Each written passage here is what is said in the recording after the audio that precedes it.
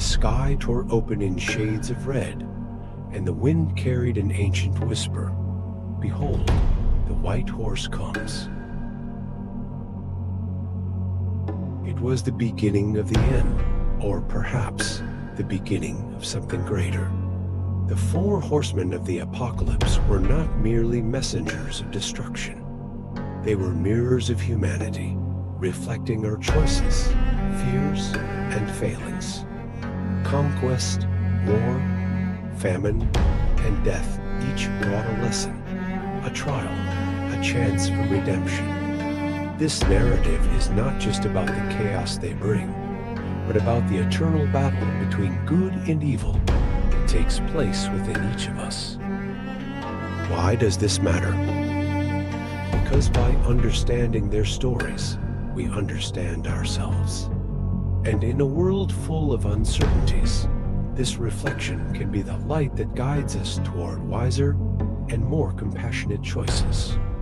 Prepare for an emotional and spiritual journey that will challenge your view of the world and of yourself. The sky was stained a deep red, as if the firmament itself was bleeding. I stood atop a hill, gazing at the distant horizon, where the earth seemed to bow under the weight of an imminent presence. The wind howled, carrying a whisper that echoed in my mind. Look, a white horse. Its rider holds a bough, and he was given a crown, and he rode out as a conqueror bent on conquest. My heart pounded, for I knew the first of the four horsemen of the apocalypse had arrived. The one who rode the white horse, Conquest, carried an aura of divine authority, but also a shadow of doubt. He was not just a messenger of destruction.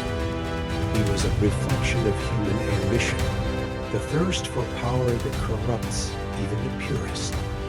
As I watched him advance, a chill ran down my spine. This was only the beginning. As the rider of Conquest advanced, my mind was flooded with memories of a distant time, when I was still a young scholar of the scriptures. I remember reading about the four horsemen in an ancient manuscript, their descriptions so vivid, they seemed to leap off the pages. The second horseman, War, rode a blood-red horse, and in his hand he held a sharp sword. He was the personification of conflict, the discord that divides nations and families. But what intrigued me most was the third horseman, Famine, who rode a black horse and carried a scale.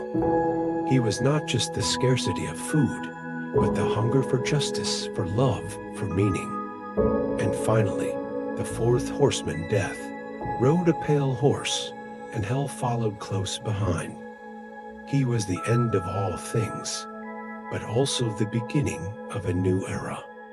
In one of my studies, I came across a passage that spoke about the origin of the horsemen. They were not mere instruments of divine wrath. They were complex entities with motivations and internal conflicts.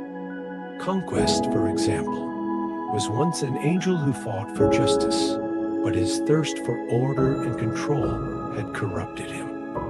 War, in turn, was a primordial force, as old as humanity, fueled by the selfish choices of men.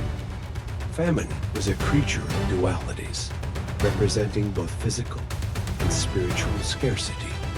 And death. Death was a mystery, a necessary but feared force. These revelations made me question, were the horsemen truly evil, or were they merely reflections of human failings? As I pondered these questions, the world around me began to change. Crops withered, rivers dried up, and the air became heavy and difficult to breathe. Famine was approaching, and with it, despair. I knew I needed to prepare, not just physically, but spiritually. I began to pray, asking for strength to face what was to come. I remembered the words of Isaiah. But Those who hope in the Lord will renew their strength. They will soar on wings like eagles. They will run and not grow weary. They will walk and not be faint. These words gave me some comfort, but the tension continued to build. The climax arrived when the four horsemen met in the valley below the hill where I stood. Conquest, war, famine, and death were gathered, and the air around them seemed to vibrate with a sinister energy.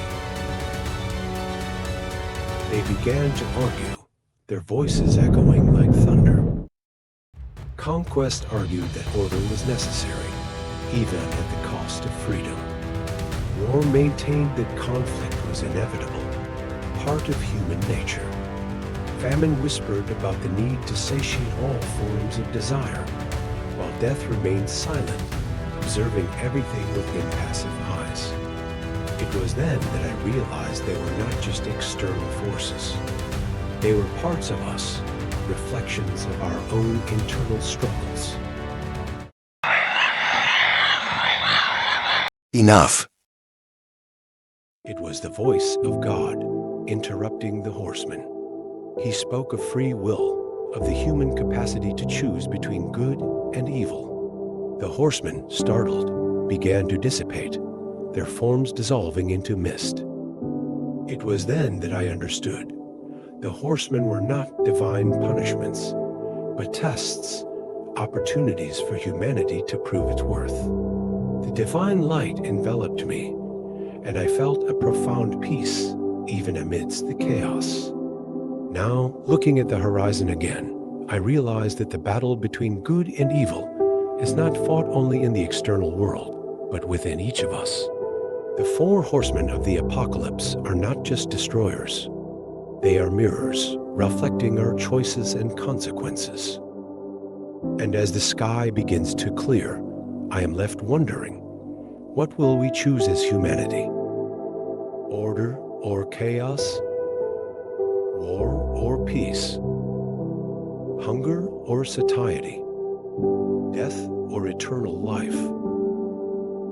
The answer, I believe, lies within each of us.